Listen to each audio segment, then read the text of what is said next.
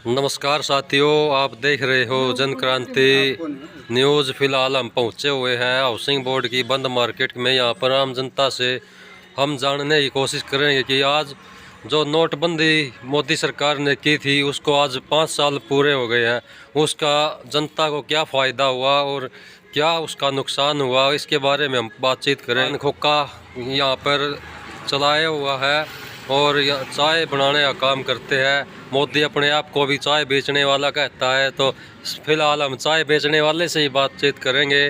तो क्या कुछ पाया इन्होंने और क्या कुछ नुकसान हुआ है। नमस्कार जी। नमस्कार।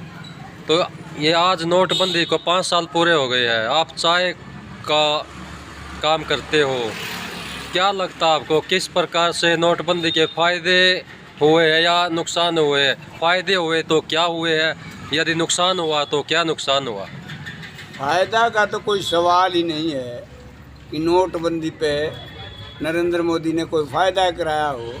हाँ, उसके जो मित्र हैं कुछ बड़े बड़े पूंजीपति, बड़े बड़े कॉरपोरेट, उनको ज़रूर फायदा हुआ है। गरीब जनता के जेब में से पैसे कढ़वा करके ये अडानी, अंबानी, टाटा, बिरला, डालमिया, ये बड़े लोग ले गए इन पैसों को। आम गरीब जनमानस को कोई फ़ायदा नहीं हुआ। जो ये कह रहे थे काला धन निकलेगा इसमें से, उग्रवाद ख़त्म होगी, महंगाई ख़त्म होगी, कुछ नहीं, सब कुछ ख़त्म कर दिया इसने। आम आदमी को तो बेरोज़गारी और महंगाई और इस नोटबंदी में दर दर के ठोकरें खाने पड़े। उसके नतीजे आज तक भी निकल रहे हैं। जो नोटबंदी में जो नुकसान हुए, छोटे छोटे जो उद्योग थे वो बंद हो गए, बहुत लोग, लाखों लाख लोग बेरोजगार हुए। इसका कोई फ़ायदा नहीं है नुकसान के सिवा। इसके कुछ मित्रों को ज़रूर फ़ायदा हुआ है, जिनको ये सारा का सारा पैसे कढ़वा करके। और ये तो इतना झूठा आदमी है, ये कह रहा था कि देश में उग्रवाद ही ख़त्म हो जाएगा ये नोटबंदी करने से। वो उग्रवाद ज्यों का त्यों खड़ा है और कुछ भी नहीं। सारा लोगों को झूठ बोल करके, भ्रमित करके, इतना जालसाज प्रधानमंत्री शायद ही आया होगा। इस देश में आया ही नहीं है पंडित नेहरू के बाद से आज तक। और प्रधानमंत्री ये संविधान की शपथ लेकर के और गरिमापूर्ण पद होता है, उसको इसने मखौल उड़ाया है। ये अच्छी बात नहीं है। जनता त्राही त्राही मच रही। आज भी महंगाई को देख लो आप। जब ये आया तो सिलेंडर 400 रुपये के आसपास था, आज 950 है।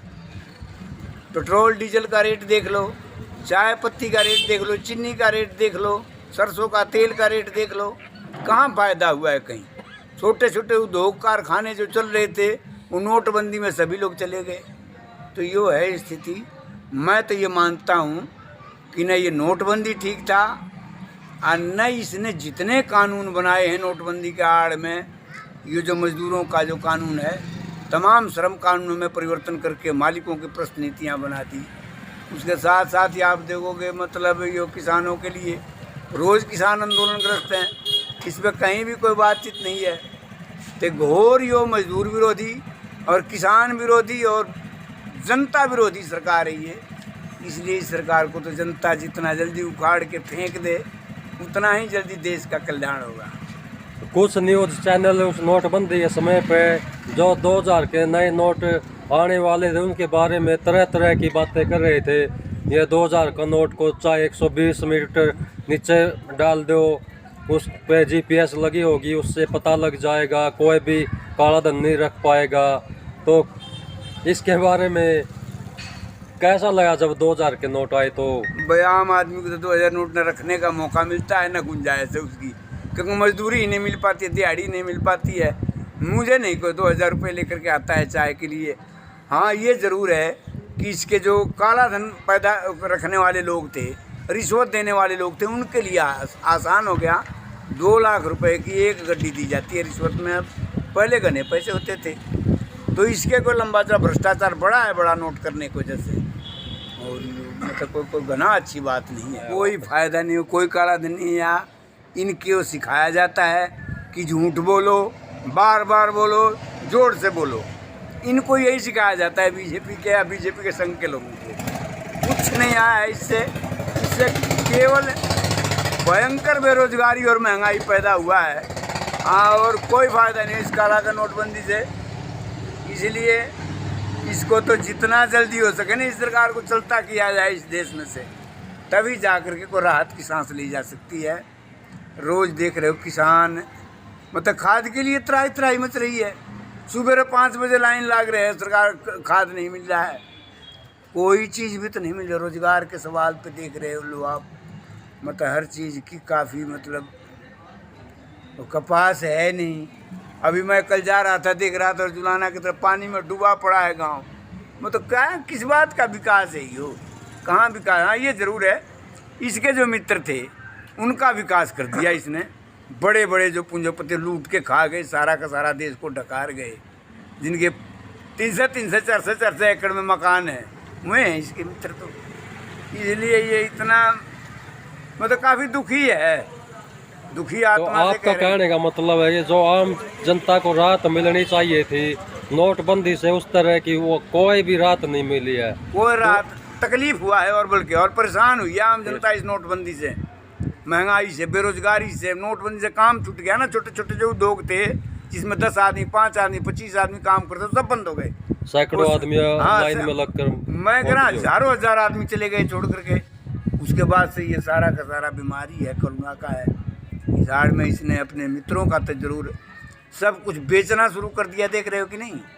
मतलब कहाँ रोजगार, निजीकरण के नाम पे कुछ भी नहीं छोड़ना। हवाई जहाज, रेल, स्कूल, कोयला खान, अस्पताल, सब कुछ ही तो बेचना अपने मित्रों के हवाले करने। यदि चुनाव हो गए तो अब बीजेपी का क्या ऐसा है, चुनाव में तो लोग इसको भगाएंगे, रिजेक्ट करेंगे। लेकिन चुनाव के पहले भी लोग इतने संगठित होकर के लड़ रहे हैं, इतनी तैयारी में लड़ रहे हैं कि इलेक्शन तक बात नहीं देखेंगे, बीच में इस सरकार को चलता करेंगे। अभी नतीजे आ गए इलेक्शन में, जो है हिमाचल का इनको सपड़ा साफ कर दिया है, हरियाणा में भी है, राजस्थान में है। तो ये जा रहे हैं, लेकिन जाते जाते भी काफ़ी नुकसान कर जाएंगे। और उत्तर प्रदेश के इलेक्शन में फिर ये वहीं चले आएंगे जहां 2017 में विधानसभा में थे, 17 के पहले। देखो जी, फ़ायदा तो कोई हाल नहीं किसी को भी, मोटे मोटे घरानों को उन्हीं को फ़ायदा हुआ है। नंबर 2, जो कह रहे थे कि नकली करेंसी आ रही है, लेकिन कोई नकली करेंसी नहीं निकल पाई हमारे को। नंबर 3, इससे बहुत बड़ा नुकसान हुआ है। नंबर 4, जो हमारी करेंसी थी, नुकसान क्या हुआ है? 3 नंबर नुकसान तो इतना हुआ है कि जो हमारे पास 10 रुपये भी थे वो भी उस नोटबंदी के अंदर लाइना में जो लगे हैं, फ़ायदा कोई नहीं, नुकसान ही नुकसान हुए, अनेक नुकसान हुए। बुज़ुर्गों को बड़ी बड़ी लाइनों में लगना पड़ा, और शादी थे जो भी कुछ थे जिनके, वो भी बड़ी दिक्कतें हुई हैं। बच्चों, महिलाओं और नौजवान तबके को भी बहुत परेशानियाँ हुई हैं। लेकिन पूंजीपति या कोई पूंजीपति से थोड़ा हा नीचे है, वो भी हमने लाइन में देखा। लेकिन हमारे माननीय प्रधानमंत्री जी ने एक ढोकला दिखाते हुए, ढकोसला, उसने अपनी माता जी को लाइन में लगाया। ये कौन सी बात है? लेकिन ये सब ढकोसले हैं। इससे हमारी अर्थव्यवस्था बहुत ही चरमरा चुकी है। और जो करेंसी थी, उस करेंसी, पुरानी करेंसी को इन्होंने वापस रखा और नई छपाई, पता नहीं कितने अरब रुपए में छपी होगी। पूरा आंकड़ा नहीं, मैं आंकड़ा दे देता हूँ, लेकिन अब मेरे पास आंकड़ा नहीं, आंकड़ा अरबों रुपए में दूंगा जो नई करेंसी छपी है। और अब की सुनियो, जो 2000 का नोट निकाला गया है, किसी आम आदमी के पास नोट नहीं है। बड़े बड़े घराने, पूंजीपति उस नोट को ना बैंक में आता है, वो उसको स्टॉक करने लग रहे हैं। क्यों? उन्होंने पता है कि इस एक पैकेट में 2 लाख हो जाते, तो वो इस वजह से हमें काफ़ी देखने में आया। 2000 का नोट हमें कहीं नहीं दिखता, कमज़ोर छोटा व्यापारी कर्मचारी पास कहीं। पहले 2000 का नोट आम नोट आता था। हमें इसमें बहुत ही बड़ा संदेह है।